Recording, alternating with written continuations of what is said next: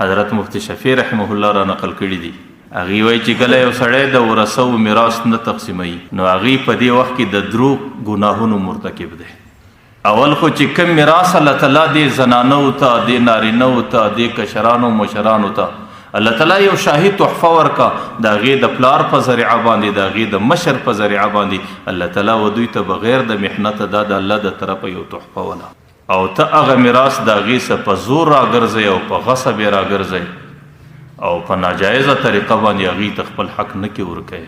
نو یو عمل خدا دی چې دا د هغې امانت و، د امانت کې تا خیانت وکړئ.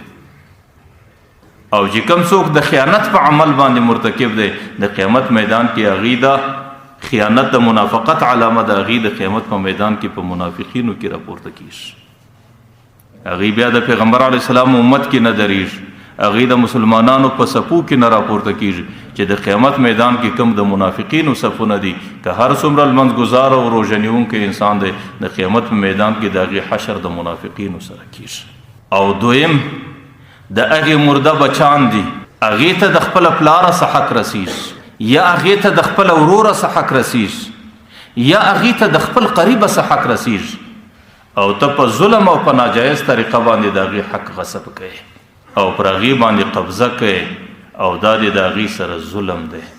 او دا سړی د قیامت په میدان کې د ظالمینو په صف کې راپورته کیږي. او دا داسې ظلم دی چې د قیامت په میدان کې د دې مظلوم د طرفه الله تعالی په خپله ستا مقابلې ته راوځي. بیا به د قیامت په میدان کې د کم مظلوم چې د هغې فریاد د هغې دپاره د الله تعالی څخه بغیر بل څوک نه وي، الله تعالی وایي د هغې د مقابلې په خاطر، د هغې د ظالم د مقابلې په خاطر د دې مظلوم د انتقام او د بدلی اخیستلو دپاره زه په خپله مدعي پیښیږم. ځکه پیغمبر علیه الصلاة والسلام یو حدیث مبارک دی چې کم څوک د یو مظلوم، چې کم څوک د یو میراثخور یو لویشتم ځکه راغصب کړي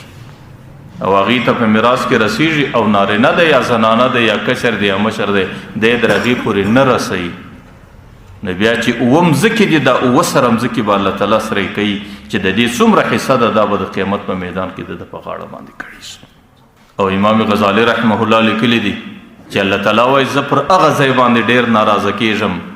چې یو سړی د داسې مظلوم حق غصب کړي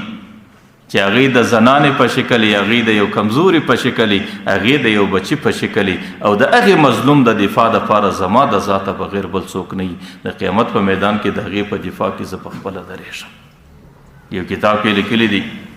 د کسرا بادشاه مطالعه کې لیکلی دي،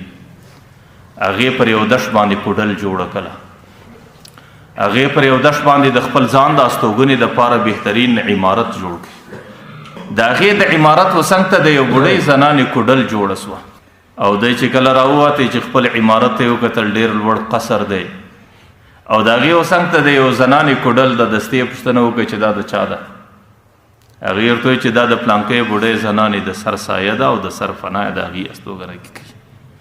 مره ورته وایي چې دا زما د دې محله سره ډېره بده ایسېږي، دا د دې محله څخه لرې کړي. هغه بوډۍ پر یو طرف باندې وتلې ده، د بادشاه عسکر رالو د هغې کوډلې زله وغورځوه. بوډۍ چې راله خپلې خرابې کوډلې ته ودرېدله،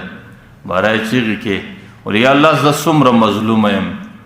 زما د دې ظلم په خاطر، زما د مظلومیت په خاطر زما فریاد اورېدونکی ستا څخه بغیر بل څوک نه و. و یا الله ځکه غایب وم ته چیرې وې، ځکه په دې باندې خبره نه وم، یا الله ته خو په دې باندې خبر وې، تا ولې زما دفاع نه وکړه؟ د الله تعالی هغه غضب په جوش کې راغلی. الله تعالی حضرت جبرائیل علیه الصلاة والسلام راواستوی، ورته یې ورسه پر دې ټوله قوم و پر دې بادشاه باندې دا مځکه ټوله واړوه. نو بیا الله تعالی په هغه مځکه کې هغه قوم دی، هغه بادشاه دی، د هغې محل دی، هغه ټول پړمخې اړوي، هغه ټوله کې تباه کوي. نو مفتی شفیع رحمه الله لیکلی دي چې کله یو سړی د یو وارث مال په زور باندې راګرځوي، یا په دې خاطر چې زه خو زورور یم دا کمزوری دی، یا په دې خاطر چې زه خو نارینه یم دا زنانه ده، یا په دې خاطر چې زه مشر یم دا کشر دی، نو بیا خو دی ظالم دی.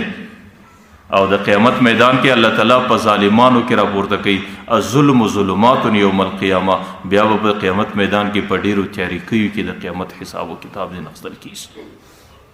او د هغې مظلوم د دفاع دپاره به د ده په مقابله کې الله تعالی د قیامت په میدان کې په خپله پیښیږي. او دریم چې کم عمل د جاری کوي، د میراث نه تقسیمول،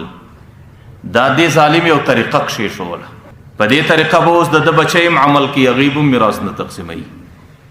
په دې طریقه به د ده لمسی هم عمل کوي، په دې به د ده کړوسی عمل کوي او در قیامته به دا نظام روان وي. او چې کله دا عمل در قیامته پورې روان دی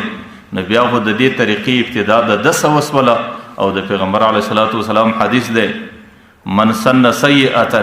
چې کوم چا غلطه طریقه په خپل کور خاندان کې کښېښوله، په خپل قوم و قبیل کې کښېښوله،